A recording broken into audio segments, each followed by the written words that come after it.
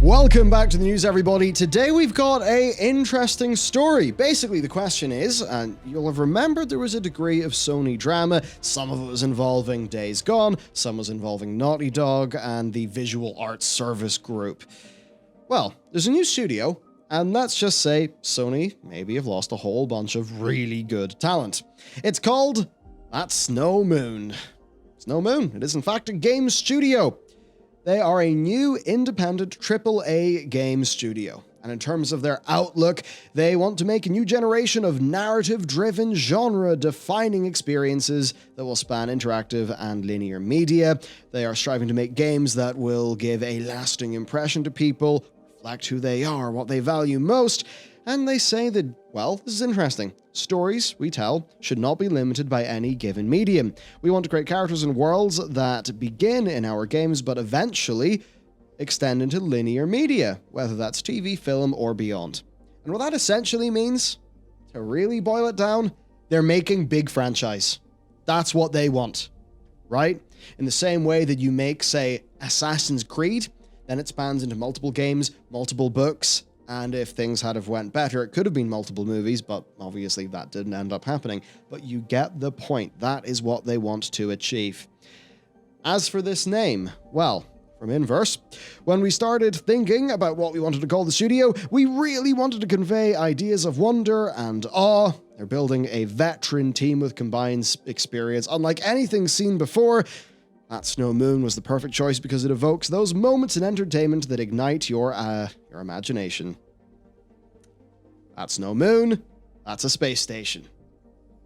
So, we're going to talk about their first game, and then we're going to talk about who these guys actually are, like who the people in this team are, as well as their funding source, because that is where it gets a little bit more spicy.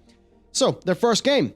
Leveraging all our collective experience, we are hard at work on our first project, an ambitious AAA single-player third-person action-adventure game led by Taylor Kurosaki as creative director and Jacob Minkoff, who was actually the game design lead on The Last of Us, and he is going to be their game director. That is two pretty high-caliber guys, and when we go into the leadership talent here, I think this is where it starts to get rather interesting. It's led by Michael Mumbauer, ex-director of Visual Arts Service Group.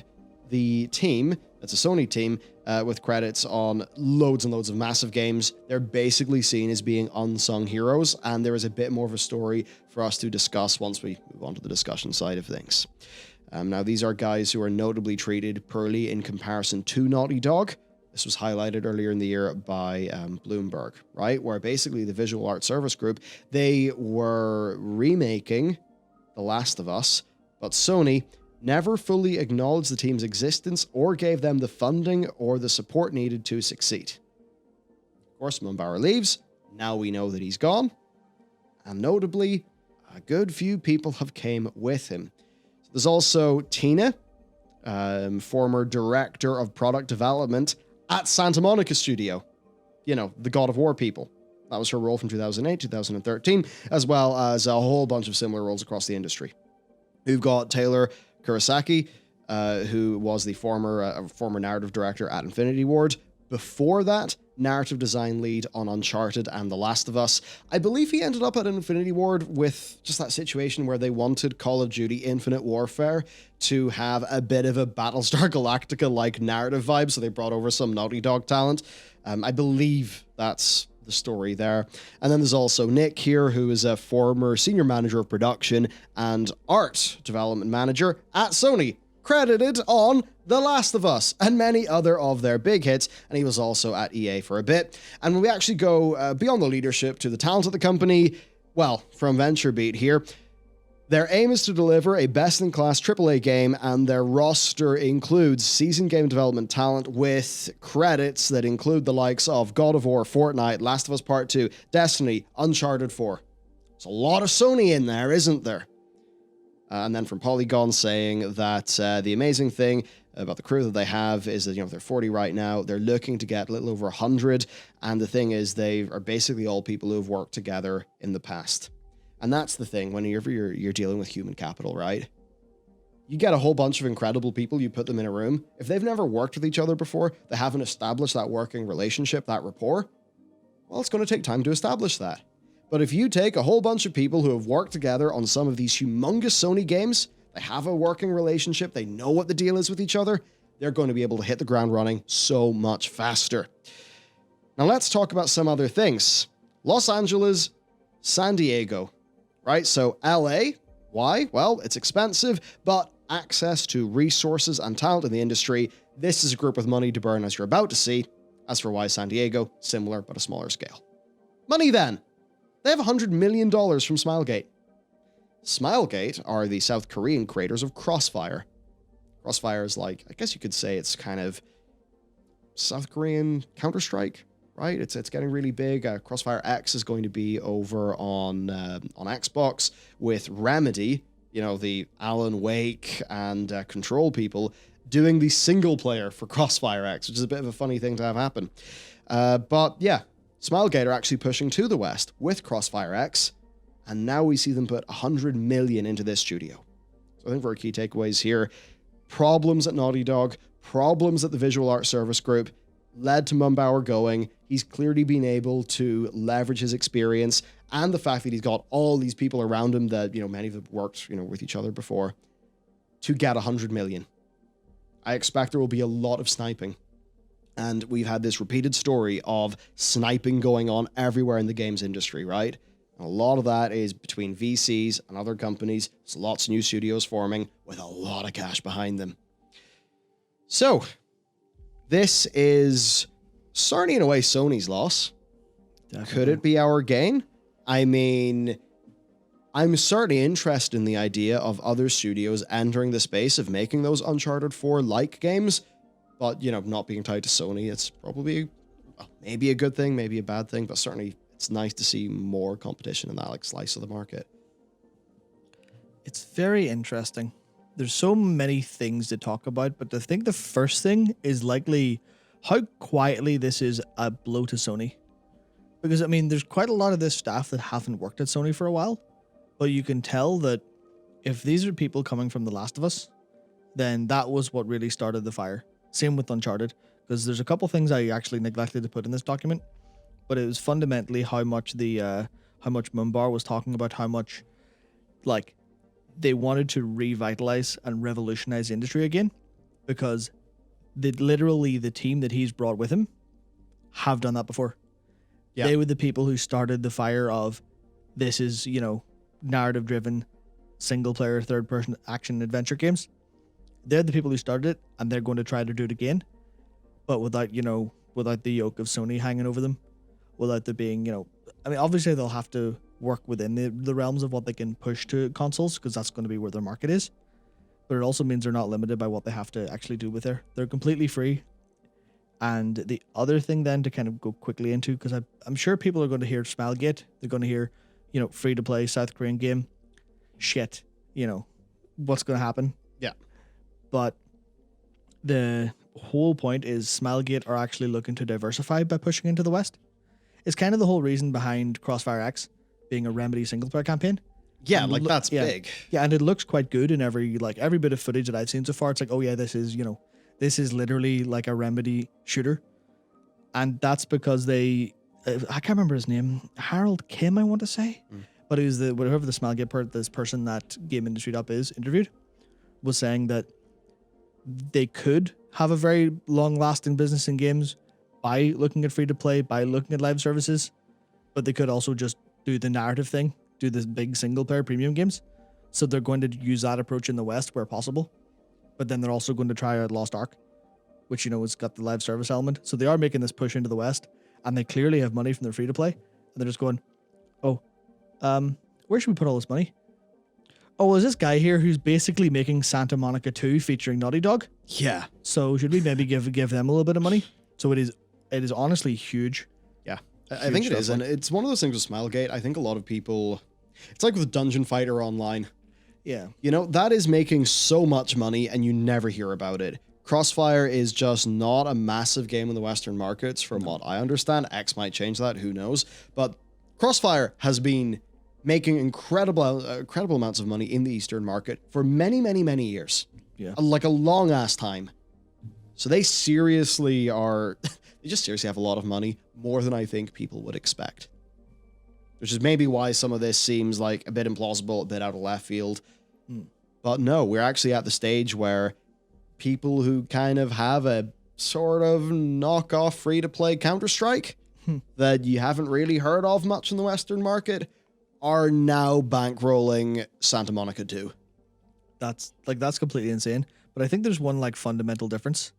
And that is every time, because I mean, people hear Dungeon Fighter Online, they'll think, oh, Nexon, because I'm pretty sure it's Nexon who runs that. And they'll go, ah, shit. Because every time Nexon have taken over something that was like Western oriented and they tried to make a push that way, it basically fell apart because they managed it incorrectly or something like that. And I'm not sure how literally true that is, but that is definitely a vibe you get every time one of those companies takes over a property. But in this case, they're literally just going, we don't have to do anything. All we have to do is say, here's our money. You know, we believe in your vision. Go to town. And I mean, one of the things I really didn't highlight about the LA and San Diego thing is that their LA studio is going to be, you know, it'll have game devs, but that's where their long-term play is because they want to go for really huge virtual production stuff. They don't want to make IP and then like palm it off to people to go, you know, oh, we've got this great IP, go make a movie. Yeah. We've got the great IP. Oh, you go, you know, let's talk to, you know, Netflix, have them make the TV thing. They're going to get their own virtual production setup. And this is absolutely fucking fascinating. And the reason why is, you know, it's funny because we've been looking at virtual production here, right? Like, you know, The Mandalorian, where it was filmed basically 360 LED video walls.